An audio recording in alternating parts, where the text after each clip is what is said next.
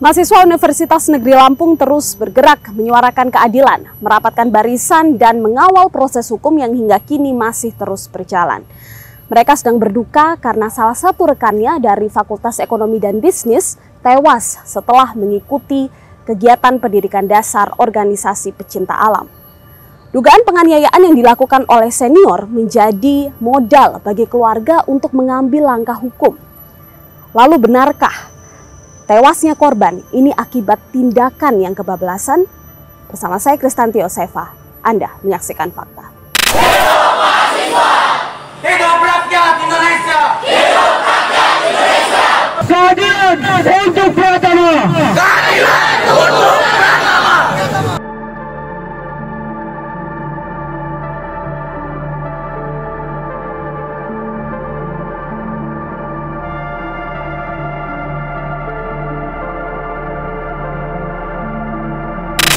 Sekarang kami akan menuju ke rumah keluarga korban Pratama. Di sana kami akan menemui ibundanya untuk mendengarkan langsung cerita dari beliau. Kita temukan faktanya.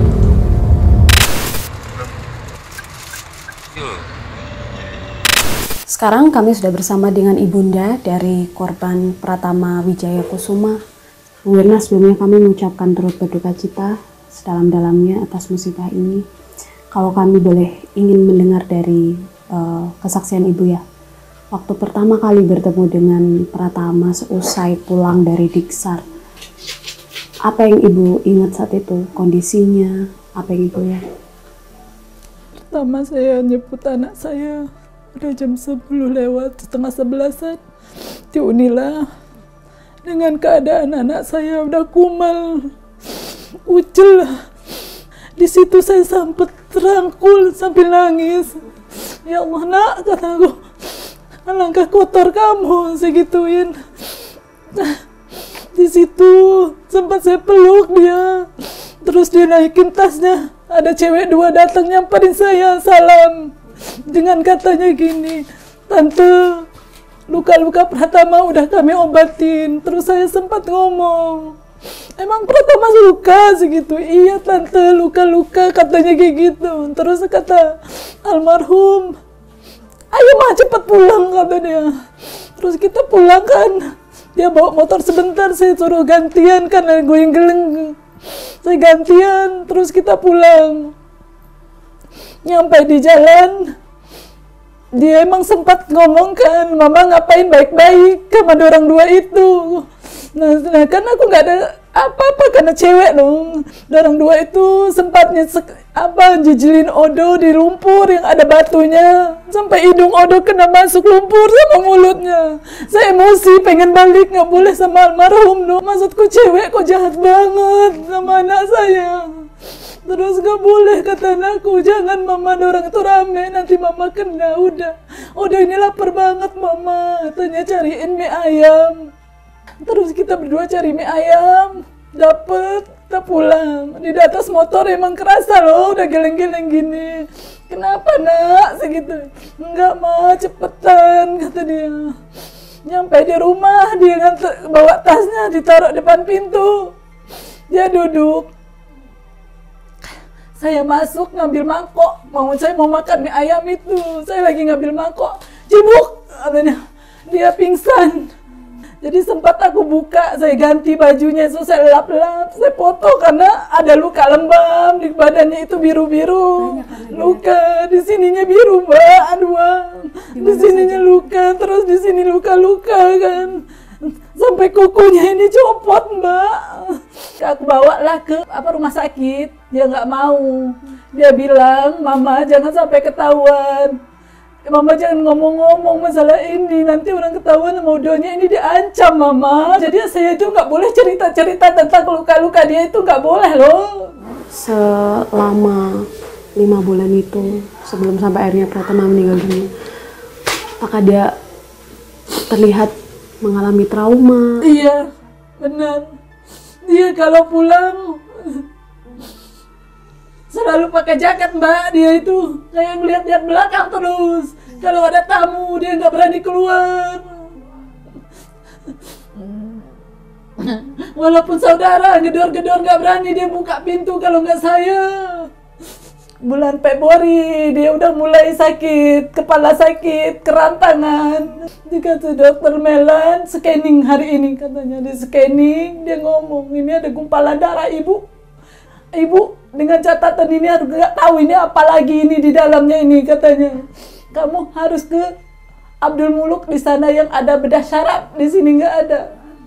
Selama dirawat, selama ibu rawat, Pratama cerita nggak penyiksaan apa aja yang dia dapatkan?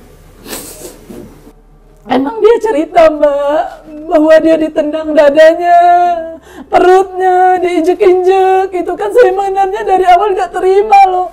Maka seniornya mau ngadu. Setelah kasus ini mencuat, kemudian Pratama meninggal dunia akhirnya, seperti apa respon pihak kampus itu? Orang kampus tuh datang waktu aku habis nikah hari Mbak. Dia ngomong gini, Ibu, gimana keadaan, berduka cita lah intinya. Iya. Terus kata dia gini, Ibu, saya lihat postingan Ibu di Facebook bahwa anaknya meninggal gara-gara ini, Mahefel, kata dia. Tolong Bu, hapus, nanti wartawan pada datang ke kampus. Oh iya, kataku, dengan catatan Ibu, orang yang pernah mukul anakku Mahefel datang ke sini minta maaf sama saya. Goresan hati saya mungkin goresan hati almarhum. Udah baik dong saya ini. Saya udah minta dengan catatan orang mengakuin kesalahan minta maaf dengan saya mau maafin. Terima kasih sekali lagi Bu Wirna atas waktunya. Oh iya. Terima kasih, kami juga mengucapkan turut berduka cita dalam Iya.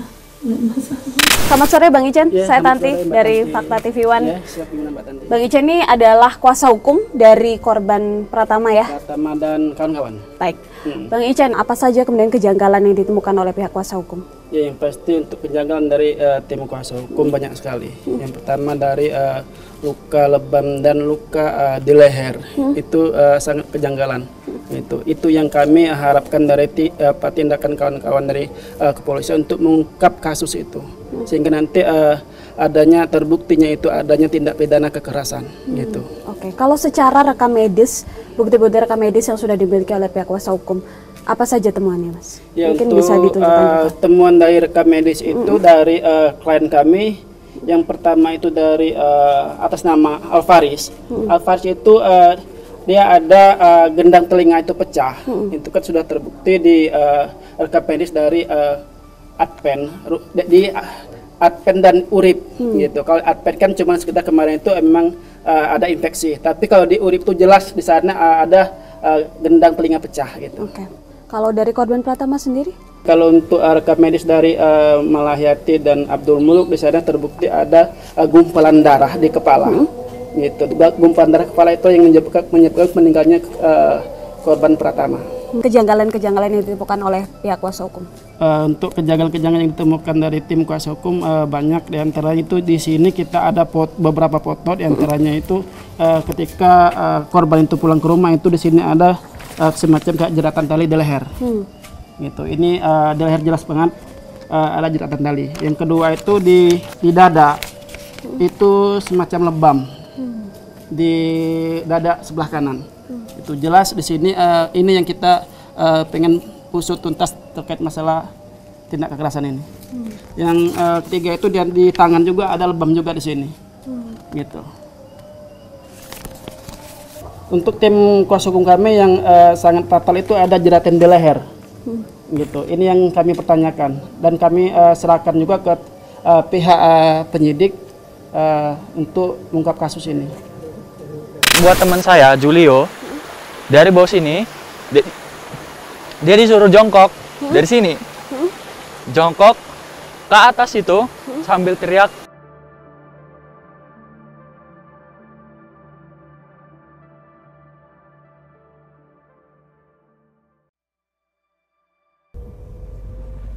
Sekarang kami dalam perjalanan untuk menemui salah satu korban lain dalam Diksar Pecinta Alam Unila pada saat itu, di mana korban ini juga mendapatkan penyiksaan maupun kekerasan selama mengikuti Diksar pada bulan November 2024 itu. Seperti apa ceritanya? Kita akan mendengar bagaimana keterangan dari dia. Kita temukan faktanya.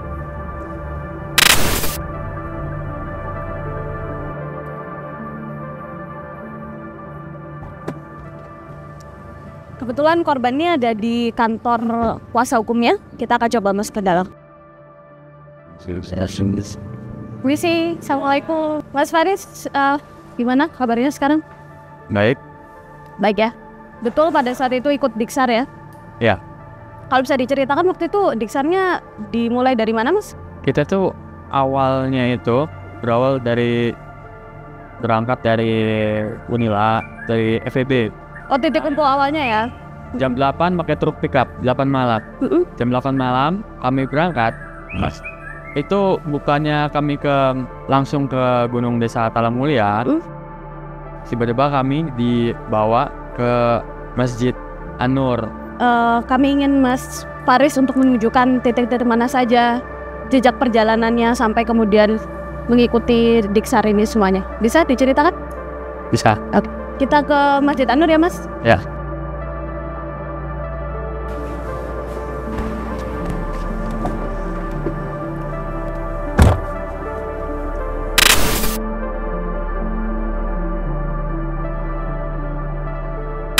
Lagi pemirsa, kita akan menuju ke lokasi Diksar Maepel pada saat itu, dan kita akan minta Faris ya, korban, untuk menceritakan apa saja yang terjadi pada saat itu, bagaimana kondisinya, apa saja kegiatan yang mereka lakukan, termasuk dugaan kekerasan yang mereka dapatkan selama 4 hari 3 malam kurang lebih Diksar berlangsung pada saat itu.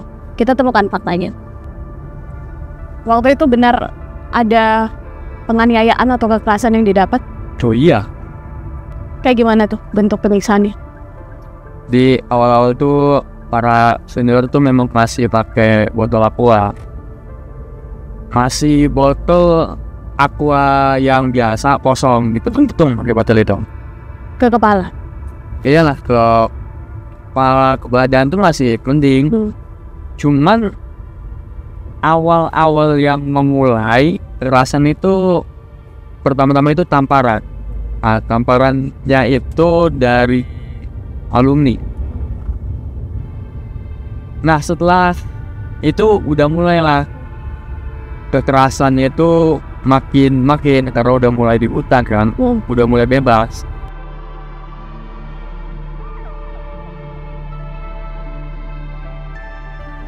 Ini berapa jauh lagi, Dis? Ntar lagi nih, mau nyampe nih. Oh ini ya, parkir di sini waktu itu? Ya, pakai truk pickup, turun di sini.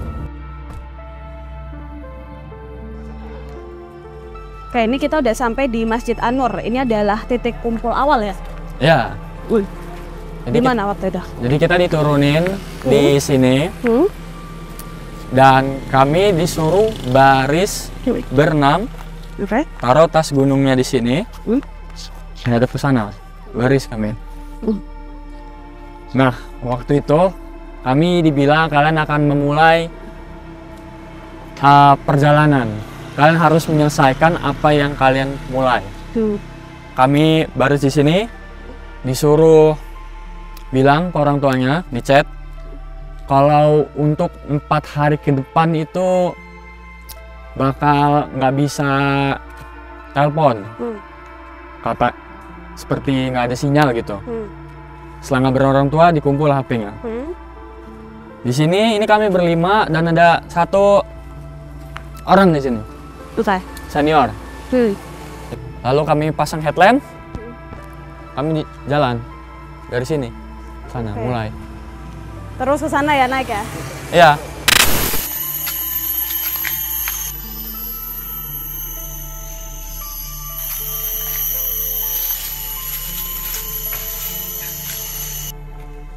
Selama perjalanan ada senior atau panitia yang mendampingi nggak?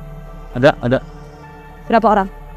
Ya, kisaran 2-3 orang, terus ada 2 orang di belakang tim medis gitu. Apa yang mereka lakukan? Nyuruh kami terus jalan, istirahat. Dari istirahat harus minta dulu 5 menit. Sama selagi jalan naik sini, harus teriak Maepel Lestari dan nyanyi Jelelnya. Kalau ada yang melanggar, ada yang bikin kesalahan misalkan. Di petung-petung. Penting gimana itu? Pakai botol. Di badannya lah, di palanya cuman pakai botol. Aqua kosong. Itu yang melakukan senior ya? Ya kalau senior masih begitu. Tidak. Dipentung-pentung sepanjang perjalanan itu. Nah waktu kami buat kesalahan aja. Apa yang dikatakan sambil mentung-mentung? Udah terus deh berdiri, jangan ngeluh terus. Roni ngeluh aja, banyak banget istirahatnya. Gitu.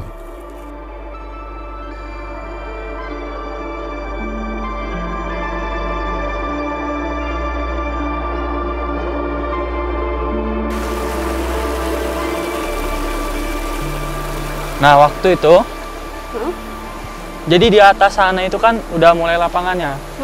Di sana juga pos terakhir. Oke. Tapi sebelum kita ke pos terakhir, kita harus turun dan cuci muka dulu di sini. Nah tapi buat teman saya, Julio, dari bawah sini, dia disuruh jongkok dari sini, jongkok ke atas itu sambil teriak jarang goyang. Sambil nyanyi jongkok ke atas sana. Itu karena dihukum atau apa? Ya karena hukuman posnya lah. Posnya ngasih hukuman yang bervariasi. Salah satunya ini. Jadi jongkok suruh naik ke atas. Dan nyanyi keras-keras. Oke. Sebelum kita mau nyampe di lapangan, dari sini nih kami disuruh jongkok. Mulai dari jongkok sambil bawa tas berat itu. Jongkok dari sini terus pokoknya nyampe lapangan. Sambil teriak Mahapel Lestari, Mahapel Lestari, Mahapel Lestari. Oke, apa saja yang terjadi di sini? Jadi waktu pertama hari Jumat sore hari di sini dimana kami juga dapat kekerasan pertama yaitu tamparan.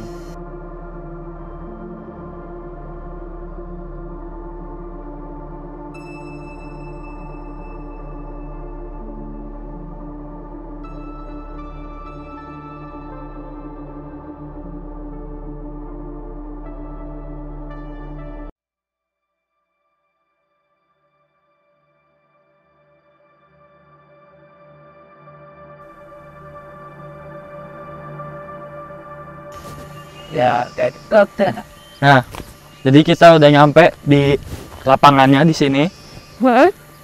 Di sini kami dibarisin dan sebelum kami istirahat, kami disuruh menyicil seri kami yang sudah bertotal sekitar 20-an seri di sini. Oke. Kami nyicil 3 seri. 3 seri di sini. Artinya setelah berjalan cukup jauh ya dari bawah sana sampai ke atas, ini para peserta Diksar akhirnya dikumpulkan di lapangan apa menyebutnya, Res? Lapangan Diksar. Di lapangan Diksar di tempat ini. Kesemuanya ya, 6-6-nya ya? Ya. Oke, apa saja yang terjadi di sini? Jadi waktu pertama hari Jumat sore hari di sini dimana kami juga dapat kekerasan pertama yaitu tamparan.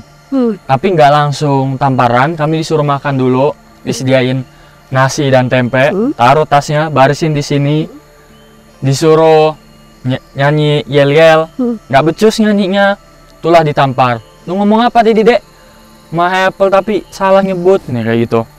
Jadi kalau pusat pun kalau nggak kompak, ditampar lagi. Di sinilah tempatnya. Ditampar di bagian mana? Bagian pipi sini. Senior atau alumni waktu itu dia nampar di bagian daerah kuping. Di sinilah dimana saya kehilangan pendengaran saya. Tempatnya. Apa yang dirasakan waktu pertama kali ditampar itu? Yang pertama itu dengung. Jadi kuping kiri sini hanya bisa dengar suara dengung. Tapi saya kira dengungnya ini berhenti gitu dan balik ke normal lagi. Ternyata sisa kuping kanan saya lah yang bisa dengar. Di sini juga kami dipukul, jadi kami dibarisin, dibilangin satu persatu, dek tahan perut lo dek, dor, tahan perut lo, pukul, tahan perut lo, dipukul perutnya, satu persatu. Terus ada yang dibilang, ditampar kan? Wih dek, kok lu menghindar dek? Wih, jawab. Ditampar lagi. Ini kalau gua ngomong, jawab, ditendang sama mereka. Itu yang dimana juga si Pratama juga kan kena tendang, dia jatuh. Disinilah tempatnya. Kami juga tempat kami merangkak penuh lumpur di sini. Puterin lapangan ini. Sekaligus juga di sawah itu. yang dimana kami terjadi banyak sekali luka-luka lecet di bagian badan, bagian lengan. Karena merangkak dari atas sana ya? Iya, dan juga di sawah waktu kami disuruh merangkak itu banyak sekali batunya. Bahkan ada momen teman saya, Raja, kuku kakinya nggak copot tapi patah di awal-awal. Patah waktu merangkak di sini, banyak batunya. Waktu dapat pukulan, kenapa kalian dipukul dan ditendang waktu itu? Karena kami telah banyak sekali melakukan kesalahan. Bagi mereka itu kesalahannya itu seperti tidak membuat laporan setiap sejam sekali karena kami tertidur atau lupa dengan waktu. Terus kami push up-nya itu nggak kompak, nyanyinya kurang keras, nyanyi yel-yelnya kurang hafal. Jadi mereka selalu buat macam kesalahan buat kami biar kami dapat hukuman untuk, kalau bahasa mereka itu, untuk melatih fisik dan mental kami. Kalau yang terjadi pada Pratama, kenapa dia mendapatkan pukulan dan tendangan? Kalau dia pertama-tama itu dia memang yang paling lemah. Dia itu selalu ngeluh. Dan senior nggak suka lah. Dia lu nih banyak bener sih ngeluh si Dek. Woi, tok ditampar. Tuh nih ngeluh tahu nggak sih, percuma. Lu lihat teman-teman lu ini. Masih bisa lu ini bebanin di orang. Tok ditampar lagi dia. Jadi selain dia itu memang paling lemah, push up dia yang paling udah nggak bisa lagi lah. Dan waktu jalan dia yang paling tertinggal juga. Itulah justru kesempatan emas bagi senior dan alumni untuk menyiksa dia. Selain ditampar, diapakan lagi Pratama? Oh, sama seperti jadi kekerasannya itu satu kena semua. Jadi sama-sama dipukul, sama-sama ditendang, sama-sama ditampar. Tapi karena dia adalah anggota yang fisiknya paling lemah, dia itulah yang ngerasain itu jauh lebih keras. Jadi kami kuat ditampar, tapi kalau dia pasti sakit banget ditampar. Di bagian mana saja sih dipukul, ditendang, ditamparnya? Jadi kalau dipukul itu awal-awal tuh di perut. Tapi waktu hari terakhir udah mulai tuh, selain di perut, dipukul juga di dada. Pemukulannya tuh terjadi satu persatu atau bareng-bareng banyak senior yang kemudian satu senior biasanya, nggak langsung digebukin rame-rame. Jadi bergantian. Iya. Mana waktu hari terakhir itu hari Minggu jam 1 saat kami dikumpulin di sini jam 1 malam, diperkenalkan namanya pos to pos. Ada sekitar 5 atau 6 pos dan satu orang satu pos. Jadi inilah dimana yang biasanya kami berenam ini selalu bersama. Ini dimana kami terpisah. Dan ini yang dimana kami nggak saling melihat apa yang dialami dia dan dia gitu.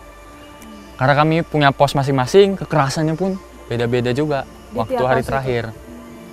Ini juga yang dipertanyakan dengan lehernya si Pratama, karena cuman dia yang punya luka leher itu, sedangkan kami tidak. Siapa saja yang melakukan kekerasan ini? Yang kamu ingat, panitianya kah, senior alumninya kah, atau siapa? Ya banyak banget sih, senior ada, senior beberapa. Alumni yang banyak banget, karena alumninya ada 20-an gitu. Ada yang alumninya itu dari tahun 1997 sampai sekarang. Ada yang udah bapak-bapak umur 40-an tuh ada. Setelah pos to pos, itu kan kalian berpisah, akhirnya dikumpulkan lagi ya? Seperti apa kondisi Pratama waktu itu? Sama seperti yang dipoto, dia sebenarnya badannya udah kelihatan udah lemes banget. Tapi karena udah diajarin untuk jangan ngeluh, jangan kelihatan lemah, dia tuh terlihat menahan diri. Jadi mereka tuh nggak mau ngelapor kalau luka kami itu ada apa. Karena kalau kami bilang, misal kalau kita capek, Kak saya capek, Kak tangan saya sakit, itu berasa percuma. Itu malah justru menjadi kesempatan para senior dan alumni untuk menyiksa lagi ya? Iya, jadi waktu itu kami berusaha mungkin tahan rasa sakitnya. Infonya juga korban Pratama ini sempat meminum spiritus juga. Itu seperti apa kejadiannya? Kejadiannya itu dia tuh saat hari Sabtu tanggal 16 sekitaran jam 6 waktu kami mau makan malam. Nah, waktu itu botol minum kami yang jadi besar, jadi sisa segini bentuknya. Nah, dia ketukar. Botol air minum kami seperti ini. Botol air spiritusnya seperti ini. Jadi dia salah ambil botol waktu kami sedang memasak. Ya, kami sambil masak dan dia salah ambil. Dia kira ini botol air minum karena warnanya sama, nggak ada tandanya. Baru sekitar seginilah yang udah diminum sama dia. Artinya itu salah minum ya? Berarti bukan ada pemaksaan untuk minum spiritus begitu? Enggak, dia salah kira dia. Dikira botol air minum itu. Selain itu ada lagi nggak penyiksaan lain, kekerasan lain yang didapatkan yang kamu ingat? Salah satunya juga ada ya waktu pos to pos, di mana si Supril disuruh gantung. Itu saya sempat ngeliat tuh, dia digantung. Karena dia nggak bisa ngelakuin pull up, dia disuruh tahan. Selain disuruh tahan, gantung, sambil dipukul sama seniornya. Dijadikan samsak? Dijadikan samsak dia, suruh tahan. Oke, terima kasih banyak Faris atas waktunya. Terima kasih juga sudah diceritakan seperti apa kondisi pada saat Diksak berlangsung. Pemirsa, kalau boleh kami ceritakan fakta baru yang kami temukan sepanjang tadi informasi yang kami dapatkan dari narasumber terkait dengan beredarnya kabar bahwa korban Pratama ini sempat meminum spiritus. Ini terjadi murni karena kesalahan, salah meminum spiritus, artinya tidak ada pemaksaan ataupun suruhan dari senior pada saat itu yang menyuruh korban untuk meminum spiritus. Kita temukan fakta berikutnya. Menurut keterangan kawan-kawan pengurus juga, nggak ada yang begitu-begitu.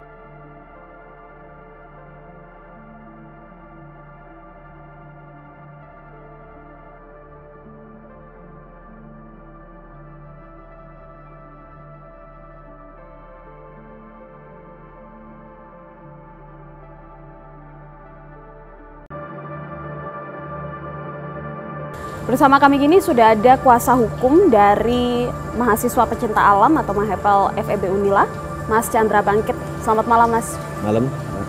Nah, terkait dengan informasi bahwa ada dugaan penganiayaan, ada dugaan kekerasan yang kemudian dilakukan oleh senior terhadap para peserta baru ini, apa tanggapan dari Mahepel sendiri selaku kepanitiaannya? Ya, sebenarnya itu yang kami sayangkan, gitu kan? Itu yang kami sayangkan, berita yang beredar begitu luas itu menekan seolah-olah itu memang benar terjadi, gitu kan? Tapi sebenarnya dalam proses itu pun menurut keterangan kawan-kawan pengurus juga itu tidak disaksikan, nggak ada yang begitu-begitu terhadap luka-luka lebam yang ada hari ini yang terpublikasi itu milik almarhum. Itu pun kalau menurut mereka di zaman mereka dulu pun memang begitu. Kenapa? Karena ada fase untuk rock climbing gitu kan, dia di perbukitan yang hampir 90 derajat. Itu memang sering terjadi benturan gitu loh. Belum lagi dia punishmentnya kalau melakukan kesalahan itu push up, sit up dan lain-lain, dan ada merayap gitu kan, ada merayap. Jadi kemungkinan untuk munculnya luka lebam di sekitar ini memang sangat dimungkinkan. Bukan berarti itu dari pukulan dan lain-lain. Ada sejumlah foto yang beredar juga terkait dengan luka-luka di sekujur tubuh korban yang diambil oleh ibundanya. Dan salah satunya kalau tadi kita bicara mungkin luka lebam, luka memar, ini masih didalami seperti apa, dan kemudian dari pihak Mahepel menyatakan kalau itu bukan karena kontak fisik ya. Tapi satu luka yang ditemukan ini berada di leher dan kemudian tampak seperti jeratan tali. Bagaimana Anda menjelaskan itu? Ya. Dari beberapa minggu ini memang saya secara pribadi selaku kuasa hukum dari kawan-kawan Mahepel itu mencari tahu luka yang di leher itu gitu. Karena saya sendiri sebenarnya pecinta alam kan, saya sering ada kegiatan di outdoor juga, agak bingung tuh kenapa ada luka di leher itu gitu. Itu pun muncul di pertanyaan-pertanyaan itu, dan memang kawan-kawan juga nggak tahu. Karena memang pasca tanggal 17 pas pada waktu mau pemulangan kawan-kawan peserta di Unila itu tidak ada pemeriksaan lagi gitu, tidak ada pemeriksaan, makanya kawan-kawan juga nggak tahu dan nggak sadar kalau saudara Pratama apakah ada luka itu atau tidak gitu. Nah, memang baru muncul video-video ini baru ini. Tapi kalau saya menganalisa dari foto-foto yang ada, itu ini asumsi saya tapi ya, kalau asumsi saya dari foto-foto yang ada itu ternyata saya menemukan ada topi rimba yang dipakai oleh peserta, gitu. Ada topi rimba yang dipakai peserta, ya, dan kemungkinan itu yang menjerat sehingga dia ada ini, ya kan, entah dia kena pohon nyangkut apa gimana gitu kan. Kayak ini, kalau ini analisis pribadi saya sebenarnya, tapi itu memang agak tricky kenapa ada luka itu sebenarnya. Saya juga pun tanda tanya gitu, Mbak. Gitu. Setelah mengikuti Diksar, korban ini kan sakit kemudian ya 5 bulan sampai kemudian 5 bulan sehingga akhirnya meninggal dunia, tidak dapat diselamatkan. Selama 5 bulan ini korban sakit, Mahepal tahu nggak sih? Nah, apa yang dilakukan Mahepal? Ya, ini pertanyaan yang saya tunggu sebenarnya gitu kan. Ini pertanyaan yang saya tunggu. Jadi ini yang harus dikelirkan juga ke publik, bahwa Diksar itu bulan November awal, 14 November gitu kan. Selesai di tanggal 17 November, dan saudara Pratama ini pada waktu pencucian beresin alat lah ya, beresin alat pasca Diksar dia masih hadir. Ada setelah itu 3 hari atau 4 hari setelah itu dia masih hadir untuk rapat syukuran anggota baru. Oh, setelah itu? Ya, setelah itu. Dan habis itu 1 minggu atau 10 harian lah, itu ada acara syukuran malam hari, itu pun saudara Pratama masih hadir, kan gitu. Jadi dari dari November sampai dengan 12 Desember itu nggak ada keluhan dari saudara Pratama. Nah, setelah itu nggak ada lagi problem gitu loh, nggak ada lagi masalah, nggak ada problem, ya kan. Dan saudara almarhum Pratama ini masih ke kampus dan masih ke sekret gitu, ke kampus sampai dia terakhir ke sekret ke kampus itu sampai dengan Februari 2025. Baik, terima kasih Mas Chandra. Siap. Pemirsa, kita temukan fakta selanjutnya.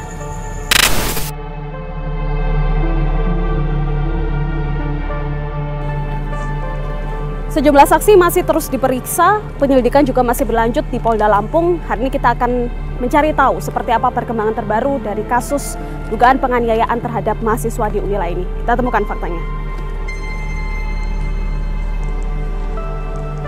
Bersama kami kini sudah ada di Reskrimum Polda Lampung, Pak Kombes Pol Pahala Simanjuntak. Selamat sore, Pak Dir. Selamat sore, Mbak. Bagaimana kabarnya, Pak?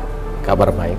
Baik, Pak Dir, ini kita tahu kalau proses penyelidikan begitu ya, dari kasus meninggalnya mahasiswa Unila ini masih tengah berlangsung sampai sejauh ini. Apa perkembangan terbaru dari pihak kepolisian? Keterangan yang kita dapatkan, terkhusus dari teman-teman korban yang 5 orang, itu kita mendapatkan keterangan bahwa ada istilah atau hukuman yang diberikan kepada peserta Diksar ini, hukuman seri. Hukuman seri ini yaitu tindakan fisik berupa push up. Satu seri itu 25 kali push up. Jadi setiap ada pelanggaran maka akan mendapatkan sanksi 25 kali push up. Satu pelanggaran. Berarti apabila ada pelanggaran yang ditemukan oleh seniornya dalam perjalanan pelaksanaan Diksar itu, kalau ada 10 pelanggaran ya tinggal dikali 25. Jadi itu pelanggaran. Dan juga ada tindakan-tindakan fisik yang lain juga seperti merayap, kemudian panjat pohon, kemudian ada juga berupa pemukulan di bagian pipi, kemudian pemukulan di bagian telinga, kemudian digebuk di bagian perut. Nah, itu yang kita dapatkan keterangan dari teman-teman dari korban. Oke, artinya sejauh proses perkembangan penyidikan sampai sejauh ini memang ditemukan bukti-bukti adanya tindakan yang mengarah ke pelanggaran pidana. Ya, jadi dari keterangan yang kita dapatkan, tentu sekali lagi ini semua nanti kita akan konfirmasi dengan melakukan pemeriksaan atau ekshumasi untuk mengetahui apakah nanti bahwa tindakan-tindakan yang diberikan oleh senior ini yang menyebabkan korban ini meninggal dunia. Tapi sejauh ini kita mendapatkan informasi bahwa apa yang diduga atau yang dilaporkan dugaan penganiayaan itu ada. Kalau dari penyebab kematian sendiri berdasarkan visum awal apa ya, Pak? Nah, itu untuk penyebab kematian ini kan tentu harus dilakukan nanti ekshumasi, dan itulah kegunaannya kami meminta keterangan dari dokter yang memeriksa awal, sehingga nanti pada saat dilakukan ekshumasi itu sudah terarah, sudah terarah dari hasil pemeriksaan visum awal itu bagian-bagian mana saja nanti yang akan dilakukan otopsi. Nah, sehingga jelas nanti gitu loh, ketahuan nanti penyebab kematiannya. Oke, satu lagi Pak, mungkin ini kan sudah ada banyak sekali saksi yang kemudian sudah diperiksa, apakah ini sudah mengarah siapakah tersangkanya yang sudah berhasil ditemukan oleh pihak kepolisian? Untuk sampai sekarang tentu kami belum berani menyampaikan karena masih perlu keterangan-keterangan tambahan ya untuk menguatkan keterangan dari rekan-rekan si korban ini ya, dan juga perlu ada bukti-bukti petunjuk yang lain yang mengarah kepada siapa kira-kira nanti yang akan dijadikan sebagai tersangka. Terima kasih banyak Pak Dir atas waktunya. Terima kasih. Di hadapan saya sekarang sudah berdiri Pak Sukarmin. Beliau ini merupakan salah satu anggota dari tim Satgas Investigasi yang dibentuk oleh Universitas Lampung. Selamat malam Pak Sukarmin. Selamat malam Mbak. Pak Sukarmin, kalau kita lihat sejauh ini investigasi internal yang sudah dilakukan oleh Unila, apa saja temuannya? Jadi sampai dengan hari ini kami sudah melakukan tugas-tugas kami sebagaimana yang diperintahkan oleh pimpinan Unila.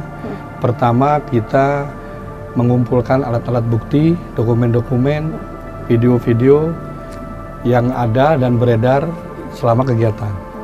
Bukti-bukti itu kita telaah, kemudian kita inventarisasi. Nah, setelah bukti-bukti terkumpul, kita melakukan wawancara terhadap pihak-pihak yang dianggap bertanggung jawab terhadap insiden ini. Dari tingkat secara organisasi, individu maupun institusi. Tim ini adalah, dasar hukumnya adalah regulasi, yaitu Permendikti terkait dengan kekerasan di kampus atau PPTK, artinya kekerasan. Kemudian ada pertornya juga. Jadi kami, titik berat kami mengacu ke situ. Kami bukan melakukan upaya penyelidikan sebagaimana tugas kepolisian. Nah, nanti ujung-ujungnya atau rekomendasi kami itu kami akan sampaikan kepada pimpinan bagaimana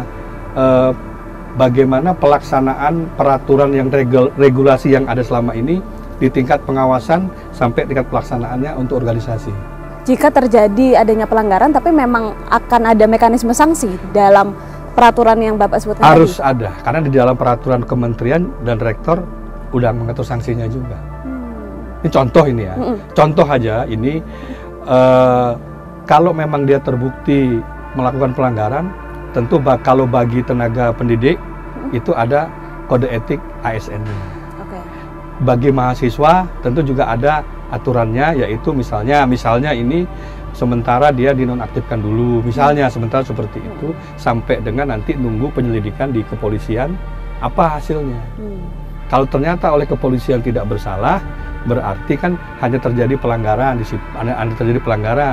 Nah, pelanggaran itu kan sanksinya ada ringan, sedang, berat.